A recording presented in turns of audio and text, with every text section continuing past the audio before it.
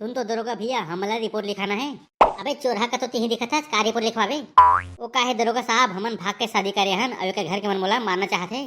तब भौजी के दूसर के बेटी भगावे तो मारी नहीं सारा। तो सर हमन एक दूसरे से प्रेम करथन। अच्छा औते का काम करथस रे?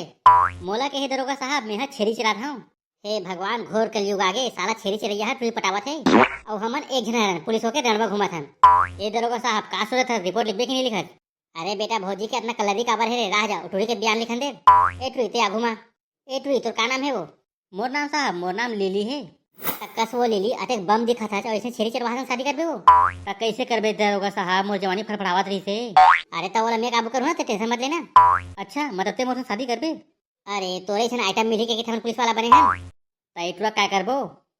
अबे चरवाहा एटुई ला ते भूल जा अबे मोरे। अबे बाप के माले ते मैं भूल जाऊं।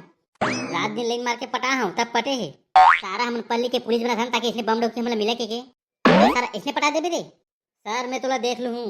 अबे का देख बे रे, दूसरा बात अबे मोले कल पातक ले बे, ठीक है? डार्लिंग चरवाहा जल्दी जब तोर मोर ढिंका चिका के ढिंका चिक